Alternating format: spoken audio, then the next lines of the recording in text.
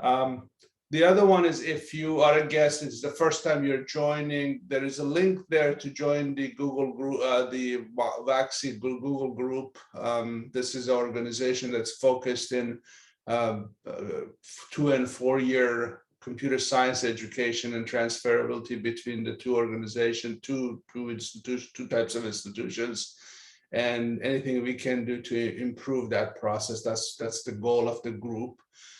We have, as of the last counts, we have about 60 members in the from almost half as many institutions, about 30 some institutions.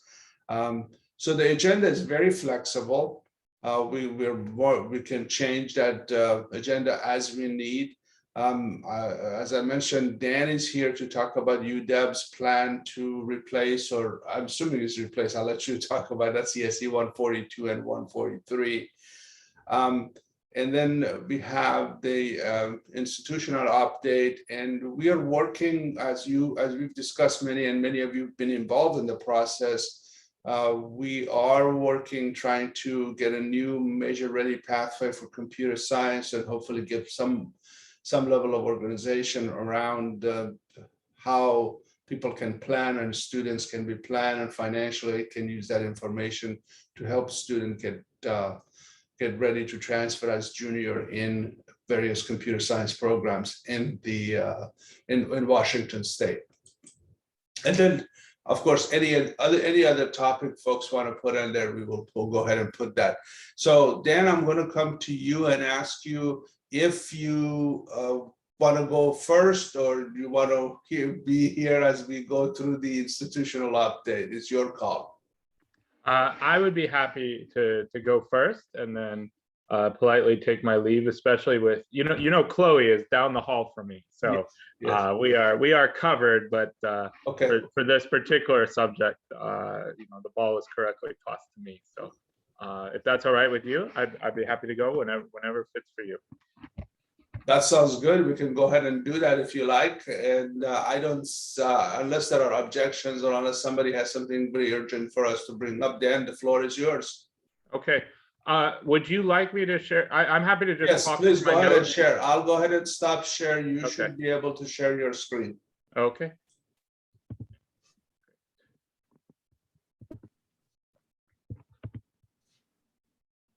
I think we're good. Yes, yep. You are good. Okay, great. So, thanks for having me. As the title indicates, we're in the middle of designing basically a revamp of CSE 142 and 143, our longtime Java intro programming sequence, where at the highest level, it's going from 2 courses to 3. And I want to explain why and hear from you and let you know where we are in the process and all of that, because you all are key partners and stakeholders. I've been saying for a couple years now to the folks in the Allen School at UW Seattle, it's time to do this, but this is a big lift that involves our partners all across campus and all across the state, and we all understand that. So, I think I presented to WASCE in May, and then got on the calendar for this meeting shortly after. So I'm very happy to be here. Let me get over here. Good. Okay, so sort of consistent with that, this is part of our communicate early, communicate often, get feedback, hear what any concerns or details matter most to people, and iterate plan. So if you're like, why haven't I heard of this before? It's because there has to be a first time, and I think we're sort of right on schedule, right? Nothing has been approved or finalized yet. In fact, I wrote these slides yesterday and then ran them by a few people and said, am I getting ahead of myself? Have I committed to anything that we have not decided on, or anything like that? So we're really trying to do this right and make it a team effort. But I am really knee deep in letting everyone know. I had a meeting last week with the UW Seattle curriculum office, right? I have a meeting next week with the College of Engineering, and so on, right? So, this is my role in the process, and I'm really enjoying it. We've been thinking about doing this for at least 2.5 years. There was a little pandemic that got in our way. These things take some thought, and are we really going to do this, and who's going to drive the process? But we've been at this for a few months now, pretty seriously, and I like where we're headed. And if everything falls into line, I hope that we start offering new courses next fall, which still gives us time to work out the details. Okay, so I have like 5 more minutes of stuff, and then I'm going to open it for questions and discussion because that's the more useful to me and I think to you. So why are we doing this? The number one driving factor, guides, I really do think it's going to be a better student experience for more students. This is a ton of work for us. There's a reason we've put it off for at least 2 decades. It would be easier, believe me, to keep putting it off. But we're noticing a number of changes and a number of things we think we can do better. The biggest one is that the number of students coming to the Seattle campus with prior programming experience is nothing like it was even 10 years ago. And we're passionate about supporting students who show up at campus with no programming experience. And it's simply become unworkable to give them the experience they deserve in a first course, CSE 142, where half the students have programmed before. Right? If you've ever had a classroom with that kind of bimodal student population, you've probably had similar struggles. And we think that as we continue to see more to K-12 programming, so we continue to see more students at community colleges and other four-year colleges take some programming courses before they eventually come to UW, if that's what the next path in their journey, we need to fully support students at a range of prior experience. And I really look to the 3-quarter calculus sequence at UW as kind of a good model, where they have lots and lots of students start at the first course, or at the second course, or at the third course. And we've never set up our sequence that way. We've always said, well, just take the 2 courses because most of you haven't programmed much before. And that's just sort of no longer workable. As we started looking at this, we also saw that the existing courses were super jam-packed and super fast. Most of our colleagues around the country take a full academic year to teach introductory programming. Most of the institutions around the state take a full academic year, already have a 3-quarter sequence. And for whatever historical reasons, we've tried to jam it into 20 weeks instead of 30. And so it's been liberating for us to kind of take that step back and say, why are we doing this, right? We also think that the students succeeding in our courses have figured out how to do a certain set of things, which I've listed here: debugging, testing, tracing, documenting their code, talking about their code, that we never teach, right? We don't stand up and lecture. We don't get there in their teaching assistant-led recitation section and give them ways to gain those skills. And so what we'd like to do in our 3-quarter sequence is surface those skills as key to the success of programming, but also key as their own things. The debugging is just a life skill. And by having 3 quarters, we'll have time to do that, and we think more students will succeed. We also think that just having more space, slowing things down, making our learning goals more explicit will lead to an improved culture. We think all these things, for all the reasons listed above, will be good for diversity in our courses and on our campus. So overall, this is a once-in-a-generation redesign. We are going to hopefully do this now, roll it out over the next year or 2, and then make, iteratively improve that experience for many years. But this is not something we can do every 3 to 5 years. It's just too heavy a lift. A few things we're not planning to do, and this is actually really important as you are sitting there thinking about your articulation agreements and how this fits to your courses. We're not planning to substantially change the endpoint. So students who currently have mastered the material we think they should have mastered in order to get credit or placement past 143 or at the end of 143, that's still the same goal. We think we'll do a better job, right? We think we'll do it at a better pace, but we want to get to roughly the same place. Is it going to be 100% the same? Maybe not. But the point is, anything you're already articulating through 143 should articulate just as well through the new course. Another thing we're not doing is taking our existing 2 courses and putting a 3rd course on the front of it, right? That's not how it works. It's really more of a 1/3, 2/3, 3/3 thing with things substantially rearranged and shuffled around. We're not separating majors from non-majors. We think that freshman year, when many of our students take these courses, is too soon for students to be self-selecting that sort of pathway or experience. And it's still introductory programming. And at least for now, we're not switching to Python. We're not switching to MATLAB. It's Java programming updated to where we think our students are. Some nuts and bolts. I think it's going to be 121, 122, 123, but that's not completely settled yet. We will use new course numbers. The curriculum office said like it will be a nightmare if you try to reuse your existing numbers, and I completely agree with them. But there's no huge rush to change every articulation agreement. Even if we sunset teaching 142 and 143, they can stay on the books, right? Prerequisites for majors at UW continue to say, for example, 142 or 122, 143 or 123, right? That's going to depend on the program, exactly which of the new courses they use.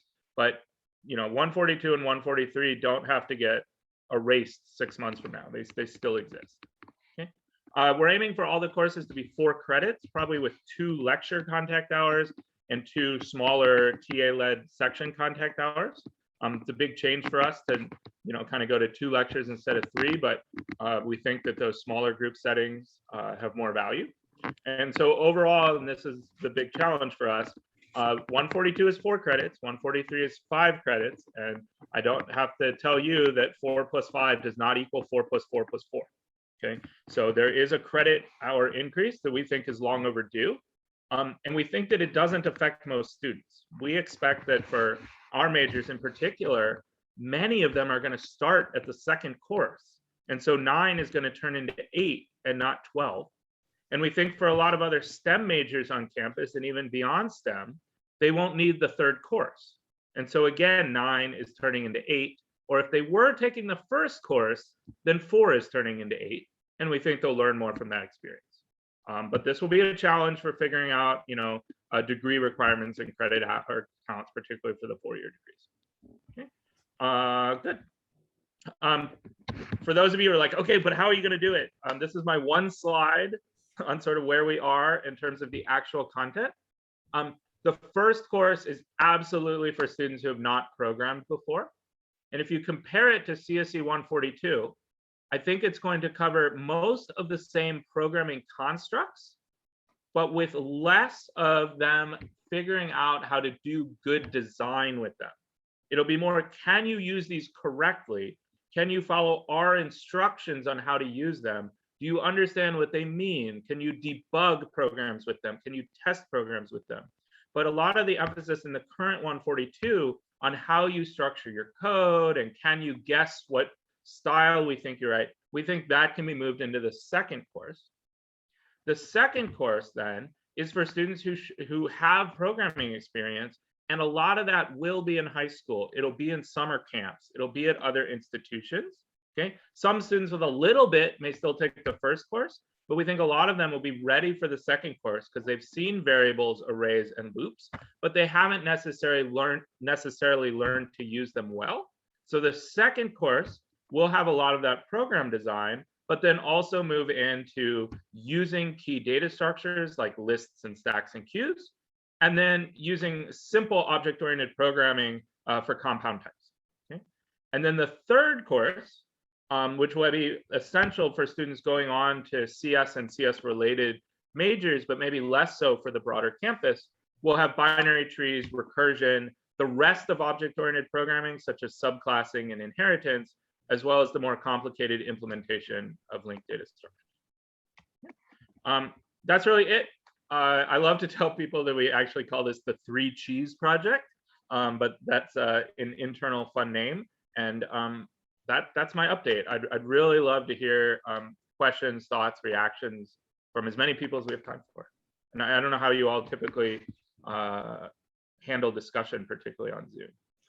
This is very informal, so anybody has questions, just jump right in, or if there's lots of questions, then we can go to raising hand. But go ahead. Yeah, I have a question. This is Rav Kang from Highline.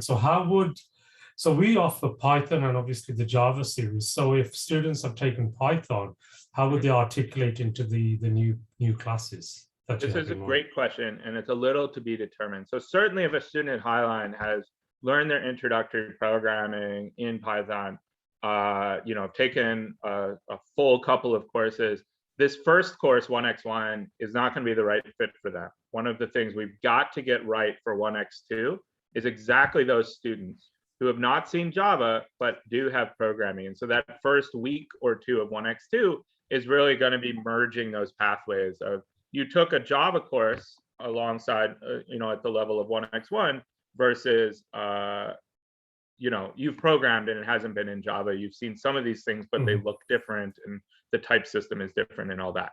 In terms, and so what I would like to see, but I'm getting a little out ahead of myself because I haven't gotten any of this approved yet or whatever, is that credit for 1x1 and articulation is actually pretty darn easy, right? And then 1x2 and 1x3 probably need to be more in Java. Now we do have 160 and 163, which are Python courses for us with a focus on data programming and data analysis, okay? And we're certainly, those are courses that, and apologies, I don't know if they're direct articulation with those, with Highline or with other institutions. One of the meetings I have next week is what happens to those courses in this world, okay? 160 is already a no programming experience course. It may stay so, or it could come after 1x1. I think it'll stay a first course. And then for 163, currently you can take it after 142. And the big question is whether it now comes after this new first course or this new second course. Yeah, so the other question, yeah, thanks for that. So the other question would be, it's not necessarily Python, it could be anything else like PHP or JavaScript. So those could also sort of, sit side by side with the 1X class. Yeah, and this will be a great question really for this group. And obviously with me and Chloe and whomever else at UW and really any of the campuses at UW, is figuring out where to articulate and where to support placement. Okay, that if it's, gosh, off, we're just, these things are always kind of a case-by-case basis on these courses, right? Is it really something that we think articulates in terms of the learning objectives? Because I don't care what language they use, right? I don't care if they use Java or Python or PHP or JavaScript, but this 1x1 will have specific learning objectives that we think prepare students for 1x2. And if a course lines up well enough for that, let's articulate it. Okay. If not, but a student says, I don't want to take that class, I know all that sort of stuff, we do already support, self-placement, and that's kind of the backup plan. And where particular courses fall in, this will be the work we do over the next year or two, right? Okay, thank you. Yep. I do have the chat up. I can basically read those. So Michael says, thought process is in 1x1, the instructor might give the algorithm and expect students to implement 1x2 where they figure it out. I see it more at the decomposition level than the algorithm level, perhaps, right? I think you're right. I think you're barking up the right tree. But I'm thinking more, we play this game 142 now of divide your code into at least 5 methods so that no method is doing too much or too little. And this is this guessing game that I think 142 students are not ready to do. So I see it more as like, implement these methods, and here's an English description of how they fit together. And then in 1x2, it's, here are some of the principles on how you break your program into smaller parts. And now it's up to you to figure out how to do that in service of this overall algorithm. So pretty similar to what you said, I just focus more on how you break things into parts than the algorithmic piece. See, and then maybe on just labs with clear instructions on what to do. Yeah, and this is all to be determined because we don't have the homeworks written yet, right? We have some ideas, we'll adapt some of the things we have. But I think that's right. I mean, to me, a real 1x1 skill is, can I take this English description about what to write and then have the confidence to actually write it and debug it and test it? I also am hoping, and I'm not going to be the one teaching 1x1, but I'm hoping that 1x1 has a lot of, look at this code, what's wrong? If you ran this code, what would it produce? But don't actually run it, just try it out, right? Change this code so it does the same thing, but now it doesn't use the such and such, right? And so there's a lot you can do to really understand programs, be able to write programs, be able to read programs, be able to understand what programs do without the design of 50 or 100 lines being put on you. And sure, maybe you build to that at the end of the course a little bit because there's somewhat of smooth transition to 1x2.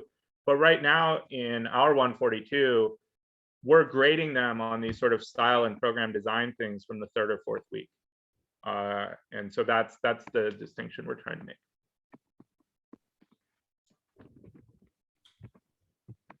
I have a question. I suppose that goes without saying. So are you changing the criteria for students applying and getting accepted to the department as a junior? Yeah. And how, if you are doing it, how are you changing that?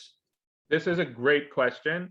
And again, nothing's been approved, but to me, it is obvious that when all is said and done, we'll still need the full sequence, right? That the transfer applications will need the 3rd course, which again, in my mind, let's call it 123.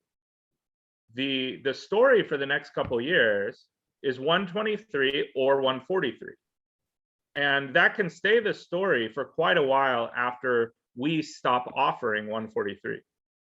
And by the way, and even though I know it's recording, I can imagine a future where we taught 143 once a year or so for students who took AP and for whom 122 isn't quite right and 123 isn't quite right. I hope that's not the answer. I'm not sure I have the instructors for that answer, but again, nothing's been absolutely locked down here. I do think we'll stop teaching 142 once we roll this out. But the point is that the students who are currently fulfilling their transfer requirements on all of your campuses will continue to do so even after this rolls out, because again, this sequence gets to roughly the same endpoint. And then there's the law. Some institutions across Washington already have 3 courses and are sitting there going, "Oh, this is going to articulate so much better." Right? We make a couple changes, we talk to you, we think about this, and now our 3 courses line up with your 3 courses, where in the past, our 3 courses had to somehow line up with your 2 courses, right? And so for some of this, I think it'll be better. But end of the day, something that articulates to 143 or this new 123 should suffice. Thanks. Speaking for the 2-year programs, we have to kind of we have a body of students who are diversified. In other words, some will go to one school, some will go to the other school. So as you guys are thinking about that, who are the other schools, anything we can do to get them kind of lined up, that would really help us. That's been one of the bigger issues when you compare the different major. Computer science has much more diversity of requirement at the 4-year level, especially the first 2 years. Then, for example, I think the best example of how it's lined up is mechanical engineering. If you're a mechanical engineer, it doesn't matter where you go, you got exactly the same requirement. And as you move toward computer science, even you go to electrical engineering, it gets worse. And then the computer science is probably the one that has the most diverse. So anything you folks, as you're going through this planning process, you can do to help, that would be awesome. Yeah, I hear you. This is frustrating to me as well. I'm not, I don't see it in the students' eyes in the same way, but I totally understand the structural failure here. I think the best I can say is we're not making it any worse. And we're open to ways to make it better. But gosh, this has been, I was in calls 10 years ago about this, and we're still stuck there, and this is not making it worse. Are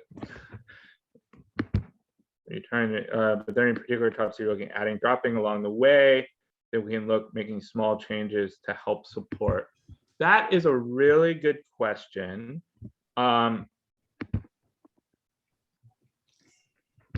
They are so detailed. Like my colleague Brett Wartzman, who many of you may know, he teaches CSE 142 often. He's really driving this, and he really wants to teach 2-dimensional arrays. He thinks they're really important. It's probably going to be in our courses, but we're not going to need them for articulation, right? We know that students can take a perfectly good course without them and pick them up later. So I feel like the content changes at that level are too detailed to to be necessary. I mean, we should trade notes, right? Because it's about trading best practices and doing the best for students. But I think they're well within the range of variability. Where I think there's something more substantive here to really work as a team on is this explicit teaching. It's two things. One is this explicit teaching of testing, debugging, tracing, and documentation, right? That as we really have assessments that get at those topics, as we really get lectures or sections addressing those topics in ways that we at least on our campus have not before, we'd love to see those really be core parts of all the courses rather than things that the A students tend to figure out on their own. And then the second area is by slowing things down, we do think we're going to have room for some really different styles of homeworks and assessments. We're very excited, and this comes out from a diversity and inclusion angle. We're very excited by having some homeworks in all these courses be, hey, you can choose any of the following courses assignments. They teach you the same things, but they're in different domains. Here's one that really teaches you, if you're really interested in biology, take this one. If you're really interested in music, do this one. And they're not different courses. We don't like that. But they're different assignments where you can explore an area of your interest. Okay, and again, this wouldn't be necessary for articulation, but it'll be a pretty big change for us. We're certainly putting a bunch of things on the table we have not had on the table before, like partners for homeworks, like reflections, like acknowledging the role that code plays in societal fairness and other issues of justice. And we see those as key parts of the curriculum we're going to develop, but within the skeleton of kind of what you see on this slide I'm sharing, right? It's where these courses teach programming. The learning objectives are mostly about programming, but we can do a much better job of making the material well motivated and applicable to students' lives.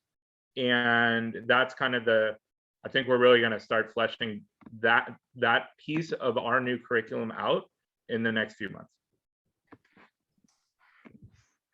Well, if there are no other questions, Dan, thanks for coming in, and we'll give you the rest of your day back so you can continue.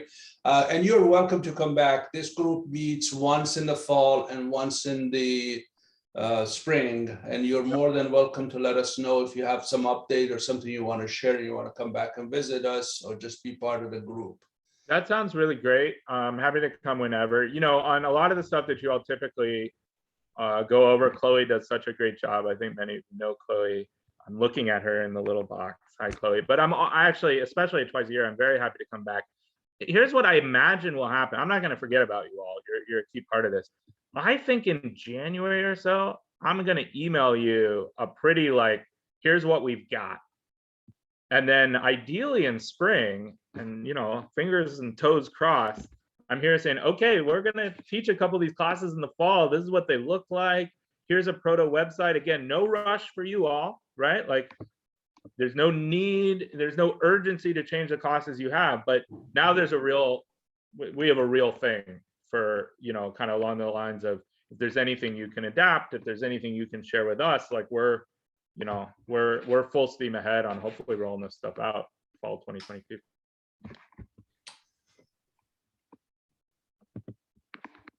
All right. Thanks again and have a great day. I think what we're going to do, we're going to kind of roll back to our own agenda and move forward. Let's go ahead and share a little bit about what's happening in each of our institutions. A little bit, if this is the first time you're here, then maybe a little bit about yourself as well. So we'll go ahead and start. I'm not sure what would be the best way. I'll go ahead and call your first name. I'm just looking at my participation list, and I'll just go down the list, and you guys can give me give the group a little bit of an update of what's happening. So let's go ahead and start with Carlos. Good morning, everybody. I am sorry that we have to still meet on Zoom. I'm looking forward to us to be together. As you can, I work at SPU, and basically we roll over the new catalog made some changes on our curriculum, but in terms of transfer, we remain the same. The new thing, it will be like a database management is now a required course for both the BA and the BS. And that meant that we had to take away some credits on the technical electives, but now everybody has to have that. And beyond that, I think that those are our news. Perfect. Chloe and Crystal, I know you both are from UW. I didn't know if you wanted to add more to what Dan said. So floor is yours. Yeah. I'm gonna go ahead and yield to you, Chloe. So you go ahead and do the updates if you want. Oh, really? You don't want to do them? It's okay, you can. Okay. Hi, everyone. It's great to see you. I hope you all are doing well. Happy fall quarter. We do have another update from UW Seattle. There's always stuff going on here. So for those of you who are working at community colleges and working with transfer students, you likely know that we used to, or currently, allow prerequisites to be in progress when students apply to our department. Starting spring 2022, we are moving towards a model where students need to have their prerequisites complete by the time they submit their supplemental departmental application for us. We have been prioritizing students who already have their prerequisites complete in our admissions process. It gives us more data to look at to kind of understand that student's academic profile, but it hasn't been part of our policy. And that's something that we are moving towards, again, starting in the spring. If you have students who have prerequisites in progress because they have their whole plan, figured out, and they have, knew that we could allow prerequisites in progress, we will be flexible with students and allow for exceptions if a student is competitive but has a few prerequisites in progress by the time that they apply. But again, for most students, they're going to need to have their prerequisites complete by our departmental application starting in the spring. Crystal, do you want to add to that at all, or introduce yourself or introduce yourself? Yeah, no, no, I think that kind of covers it. For those of you who don't know me, my name is Crystal Eny. I'm the Director of Student Services here over in the Allen School. Been here about 20 years, so been around a little bit, but haven't been to these meetings in a while. So it's nice to see a few of the familiar faces again. Just a clarification. I want to make sure we got that correctly.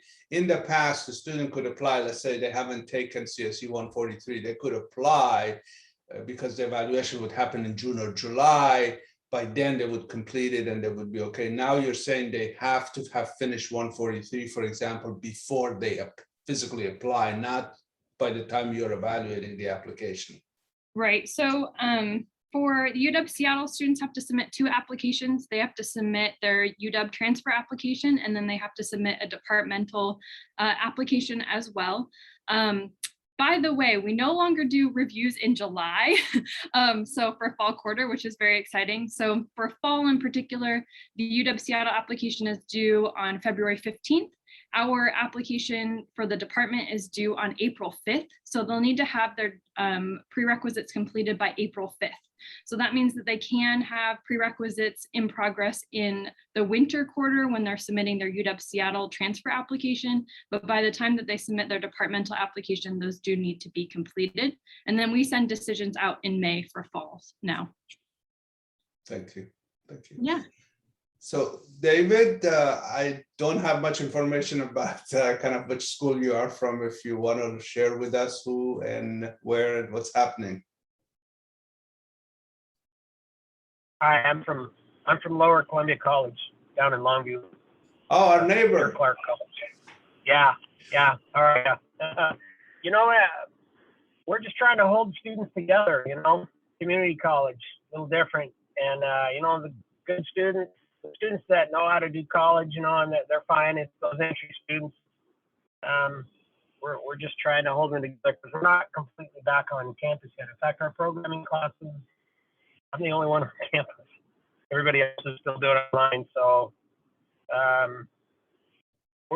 our curriculum is dependent on the university. So I'm just watching, kind of wondering, where we need to go, thinking about the future so we can align right. Trying to make good transfer students.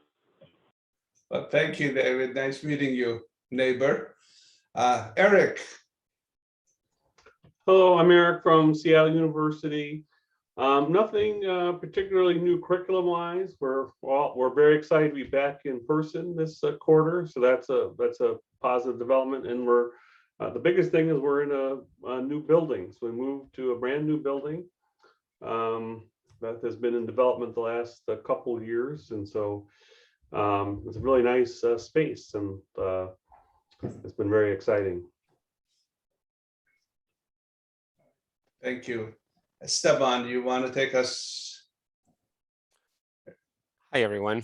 My name is Esteban. I'm from Eastern Washington University, and I just want to thank you for having me here. I'm not a computer scientist. I'm an electrical engineer, but I'm the chair of the Computer Science and Electrical Engineering Department. And just to keep it short, I'll let you know that we just got approved as a Center of Academic Excellence for Cyber Defense. I can't remember what the exact acronym is. And that was the result of quite a bit of work, and finally it's been approved at all levels. So we are going to be hiring one more cybersecurity instructor, and we already put together a request to the legislature for some funding for putting in the in the system a degree in cybersecurity, and as well a BScs, a Bachelor of Science in Computer Science in Cybersecurity, well, with cybersecurity option. So that one should be able to correct it. I'm not sure about the BS in cybersecurity. We are in a new building. I think I said it last time, and you're all welcome to come. We are meeting face-to-face there, although we have already had a few COVID cases. It's proving very interesting to actually abide by all the requests from students to teach in hybrid mode, meaning teach face-to-face and then provide a lecture for all those students who couldn't come because of quarantining and whatnot. We have received notifications by administration that lots of students that claim to have COVID don't. They just kind of want to have classes from their bedrooms because they found out in the last year that it's really comfortable. And I cannot verify that. I really don't have direct confirmation of that. We have heard that 6 cases in the university have been confirmed as not COVID, just, I don't know, bad hangover. We're trying to be flexible, and we are relatively small, and meaning Eastern is relatively small, and our department is relatively small, and we are trying to provide that to the student, but within limits. Other than that, I think I'm open for questions. Thank you. Thank you. Johnny, would you want to take up next? Sure. My name is Johnny Lin, and I'm over at UW Bothell. Things are about the same in terms of our enrollments. Acceptance rates in our programs are essentially unchanged from the recent historical norms. 2 things that are kind of in the pipeline right now. There's a data science minor that is making the approvals process. Of course, when that will all finalize is always that little unknown thing, but I'm hopeful. And then we also did groundbreaking for a new STEM building jointly to be occupied with Cascadia, and so that happened some months ago. So hopefully in a couple of years we'll also have a new space. Thank you. Let's see, Christine. Are you? She might be on mute. Are you on mute, Christine? Yeah, I was on mute. And I'm also incredibly late to this meeting, so I missed what our prompt is. Oh, the prompt is just introducing yourself and kind of talking a little bit about your institution, what's happening, anything new you want to share with the group. I'm Christine Washburn from Everett Community College, and I suspect my colleague Matthew has given any updates for our institution. So I guess I'm just here to listen. So Matthew, it looked like the baton got passed to you. Yeah. I haven't given updates. Yeah, Matthew Fuentes, Everett Community College, like Christine. I don't know what we haven't. We're holding steady. I guess that's pretty much our update. maybe some pretty big updates is we're really focusing a lot on our entry point for STEM. So trying to make it more accessible for students across the spectrum, which I really love what UW was talking about in including more D&E work in those entry points so that students start to think about where they want to go instead of just having self-selected students in particular pathways. So yeah, I guess that's probably the only biggish things that's happening. Well, thanks, Matthew. Michael, you want to take the baton? Hi, I'm Michael from Green River Community College, and I don't really have much to add. We're holding steady. We're still online, so still trying to deal with all that kind of fun stuff and grading computer science, but just one foot after another. Good deal. Good deal. Let's see. Nick, you want to cover Clark College? What's happening? Anything new? I gotta get unmuted. Did I succeed? Yes, you did. Good. Let's see, Clark College. So all of our computer science engineering courses are still online right now, and we're planning to move back to partially online, partially in person in winter. So moving back towards something like normalcy. I don't know what the other engineering enrollments look like, but I know computer science, this is the highest enrollment that I've seen in several years. We're about 30% over full in both of the second year programming courses. So that's promising news. We have a new regime in financial aid, and we're hoping that some of the issues that we've talked about in here regarding student funding for courses needed to transfer, we're hoping to find some relief for students, working with the financial aid department going forward. But I think that's an ongoing discussion for this group. Not sure what else I can give you as far as updates. That looks good. That looks good. Thank you. All right. So Pat is here, and I'll do a quick introduction. Pat is also the chair or president. I don't know exactly what the title is for WASCE, which is our sister or brother organization, however you want to look at it, focused on engineering fields. So Pat, how is it going? Good. It's going well. Yeah. Azad and I will be working together on making sure that these DTA, whatever, MRP, computer science. So just kind of making sure that WASCE knows everything that's happening as well, because I know that, as we split up, there's still some people over there in EE and computer science. And so we're just trying to make sure that we're staying connected as much as possible. But for those of you that don't know me, I taught at Edmonds Community College for about 10 years. And before I moved up here to Whatcom Community College, where I'm currently at. And we've got a pretty active cybersecurity as well. They just got like a $7.5 million grant for doing some of that stuff. So we're excited for that. And yeah, and then the engineering program up here, we just got 2 new rooms, or actually 4 new rooms with labs and things like that. So we're having a good time up here. So if you get up to Bellingham, come say hi. All right, Rav, would you like to take the next? Yeah, sure. Rav Kang from Highline College. We're holding tight. I mean, numbers are sort of steady. We're going to transition to sort of 50% face-to-face with like a hybrid model. Besides that, we continue with stronger advising. The campus here, they're distributing the advising load to all faculty. We're kind of reluctant to have our students, potential students, be advised by individuals that have no sort of CS or IT background. In addition to that, we had a review on the Center of Academic Excellence in Cyber Defense. We went through the review, were awarded again. But besides that, everything seems steady and good. Good, thank you, thank you. Sakira, you want to go next? Sure. So this is my first time here. I'm from Washington State University. I'm in the Pullman campus. as many of you know, we also have a small campus in Everett as well. So I am a faculty in computer science. I usually teach junior/senior level courses, not in the introductory level, but my teaching actually focus is shifting, or they are pushing me to the lower level. So I'm more curious about the introductory level courses. I'm trying to educate myself. I'm also part of the curriculum committee in computer science. So I mean, my teaching schedule didn't allow me to attend these meetings in the past, but this semester, certain things changed, so I have time.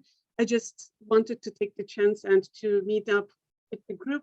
I see that there's most of you are just academic advisors, and I will make sure that our academic advisors actually attend these meetings in the future meetings as well. I don't think there's anybody from WSU that is being represented here.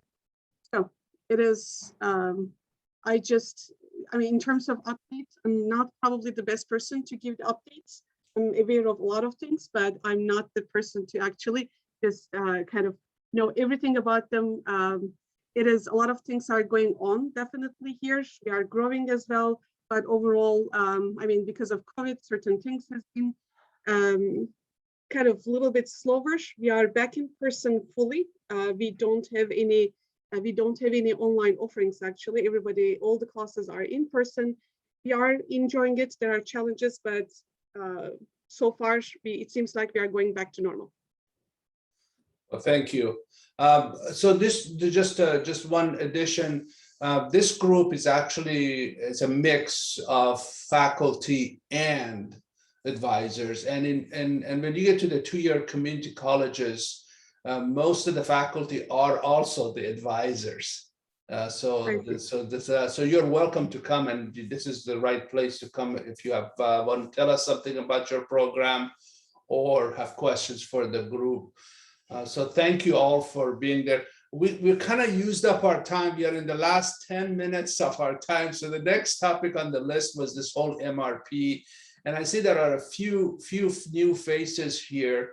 So the players have been, Matthew has been leading a lot of this work along with Julie from the office of the, I think that's called like the president's office or something like that. It's all the 4-year programs getting together with the 2-year program folks. And there's a group called Joint Transfer Council that gets together and sets some criteria about the different state level programs that are available. And typically they've been very useful. And WASCE has done a great job of creating these MRPs around the engineering degree, especially the mechanical engineering. It's very solid. You take these courses, the credits are all correct, they transfer, financial aid understands it, student services understands it and takes care of it. The problem is as you move like to electrical engineering, and later on it gets even worse when we get to computer science, and that's really the diversity. What happened at some point, and we're not exactly sure how this happened, but in the state of Washington, there are 2 degrees. One is called Associates of Art, one is called Associates of Science Transfer. And somehow they built a computer science degree for the 2-year off of the AA, the Associates of Art. And it's not unclear as to kind of how that happened or who was the participant. So that what that happens is that they have to take like 35 or something like that, humanities and social science, 30 humanities and social sciences, or was that 40? I didn't see your sign signal, Matthew. Was that 40 or 30? Oh, 30, okay.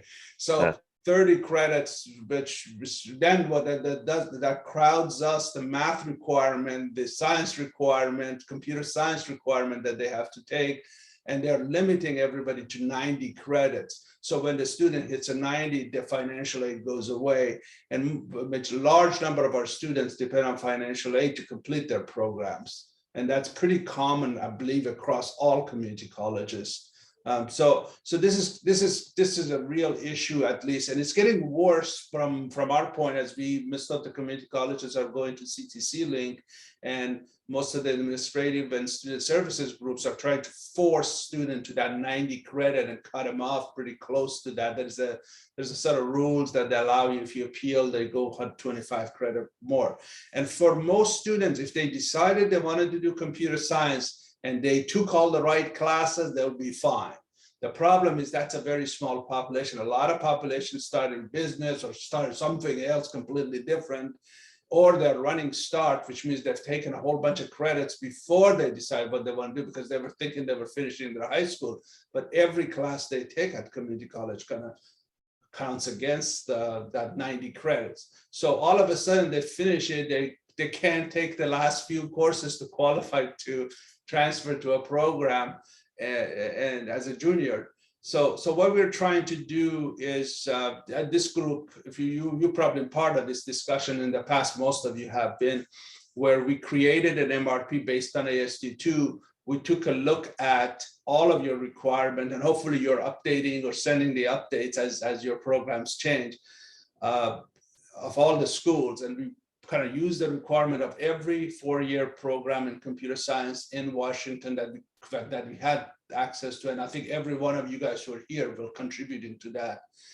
And we use that to create an ASD2 MRP, which we have forwarded to Joint Transfer Council with the hope of getting it approved to get that problem resolved, get some level of, at least create a framework where we could guide the students so they're ready for all the 4-year programs that or the 4-year program they want to get into.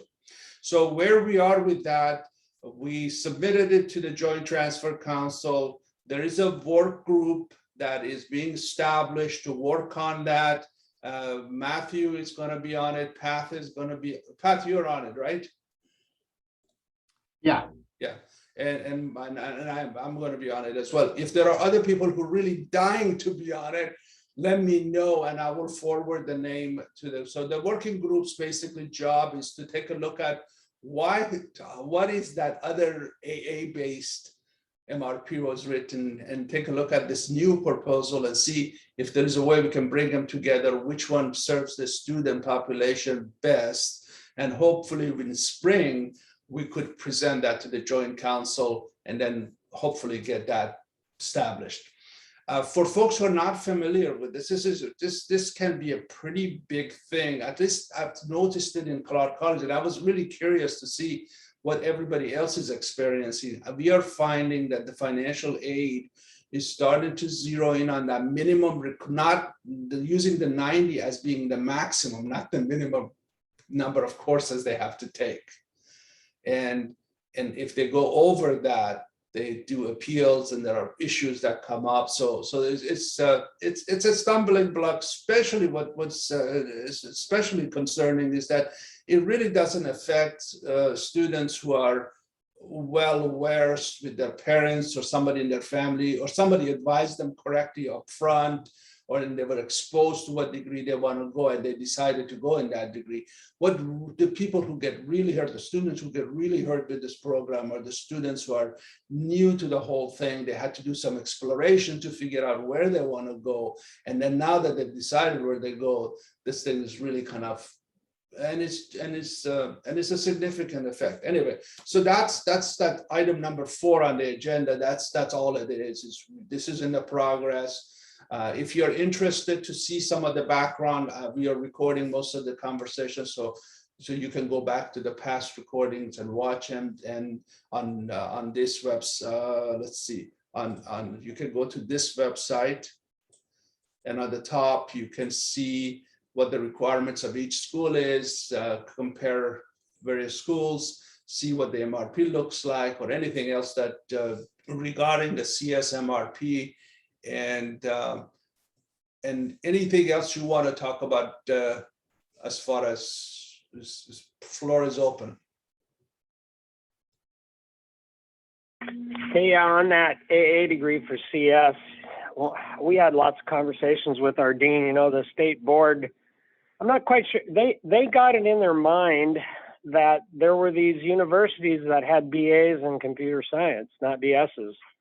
And so that's where that came from. We told our dean, it's like, no, that ain't going to work for our students. We're not going to offer the AA in computer science. We're sticking with the AST because that's what aligns with all the universities. And she just completely ignored us. And so a bunch of deans and VPs up at the state board that across the state had gotten together, and they thought it was just the coolest thing since sliced bread, and it would help all these students come into computer science that weren't. And it's like, no, programming's still programming. You still got to have these skill sets that you aren't putting in this. You're just pushing the stuff off to the university. That's all you're doing. You're not solving the problem for a student being program ready as a junior. Right. So like at our school, we didn't offer it. I don't know how many schools in the state actually ended up offering it, but we said no. Yeah. Well said. Well said. In anything. Sorry. In addition to what David said, I mean, in WSU we offer both BS and BA, and because of the ABET changes recently, our BA program is almost now identical to BS, because ABET is pushing more and more math and science to the BA degrees in accreditation. So it is actually, with those changes, when we look at the two programs, there is not much difference. So it is then compared to AA, I think there will be a huge gap even between BA and AA. So it is just to let you know, actually BAs are becoming very similar to BS in the accredited four-year institutions. Thank you. Yeah, I think part of the problem is our computer science ourselves. We can blame ourselves as a group.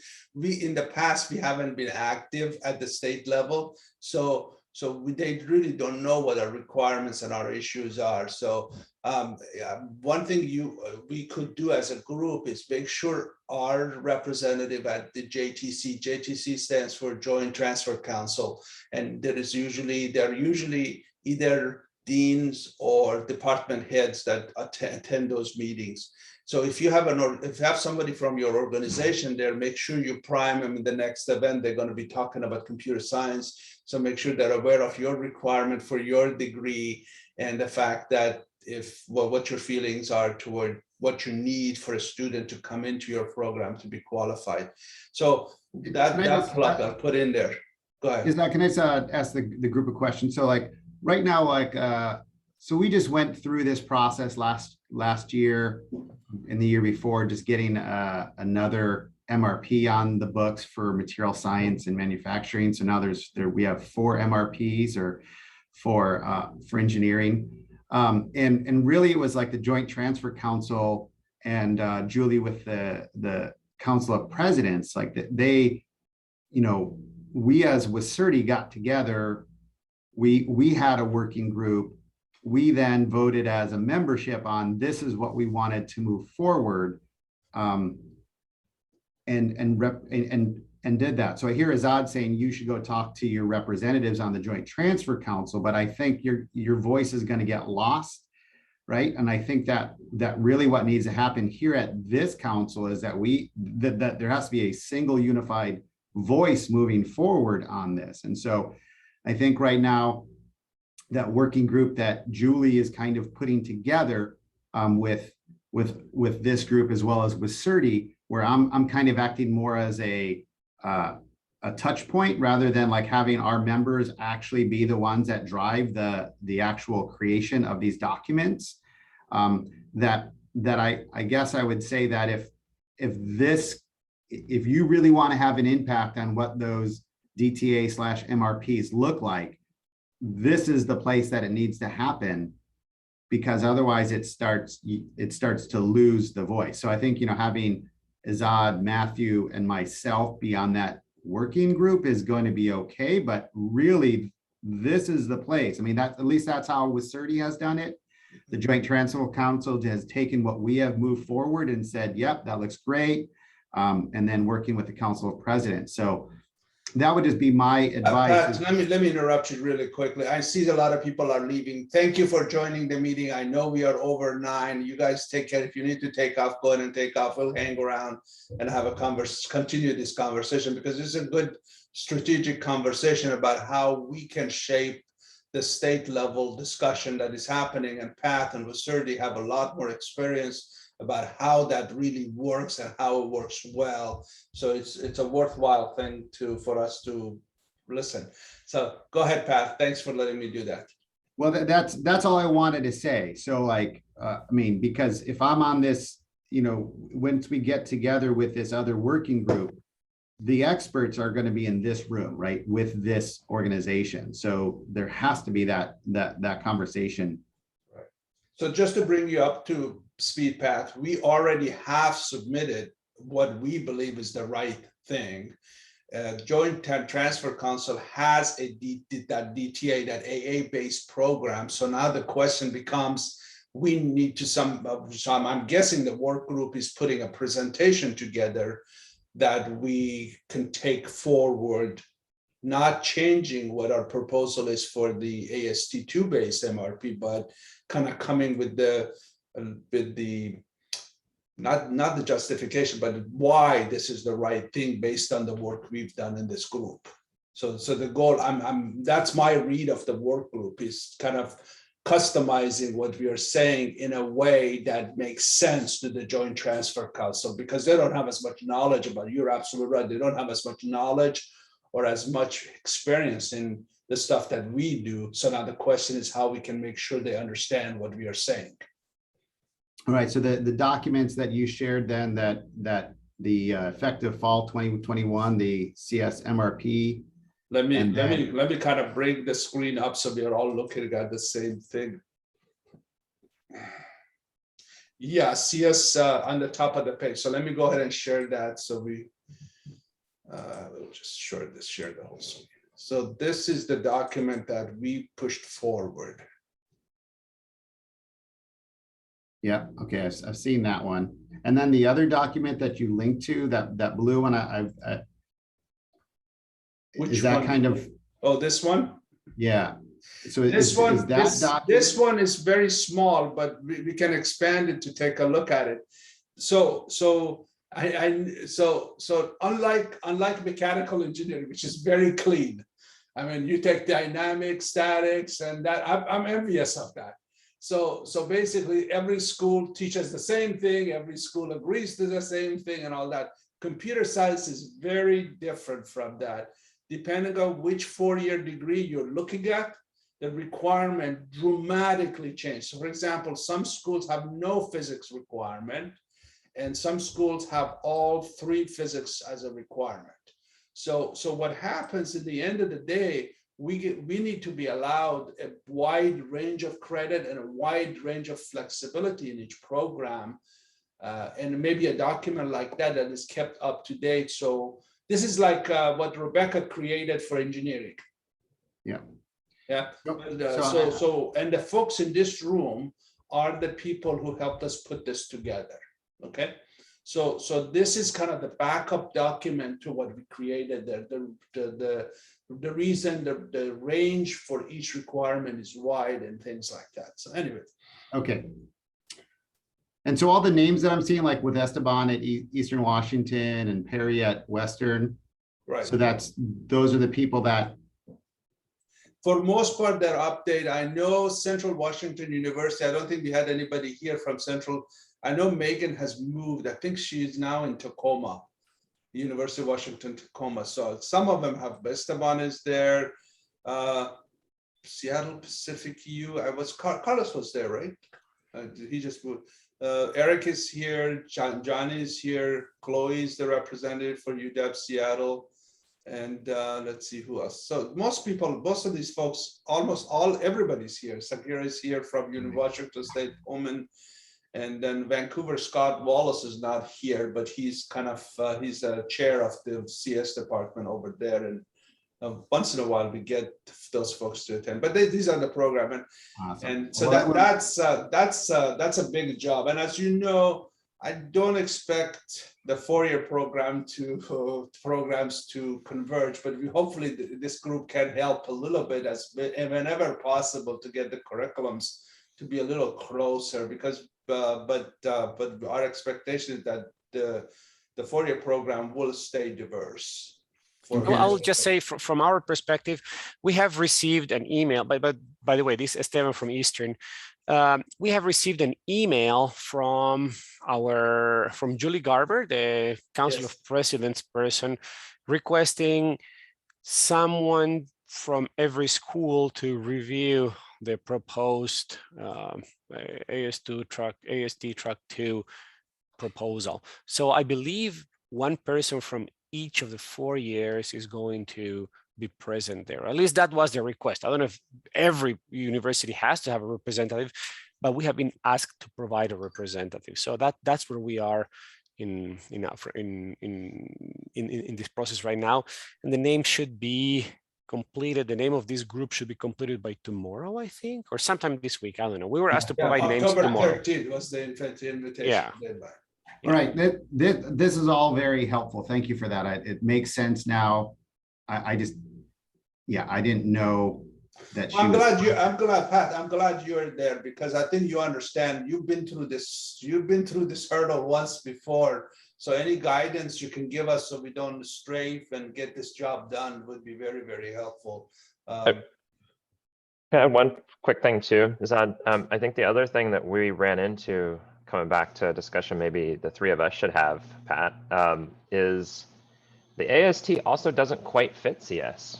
So we ran into this issue of, well, we can slam it into this requirement, but having a 0 requirement seems weird for things as a minimum credit load. So, you know, is it something that the state is going to take and run with and say, well, maybe we'll just make a CS specific AST and carve out some new space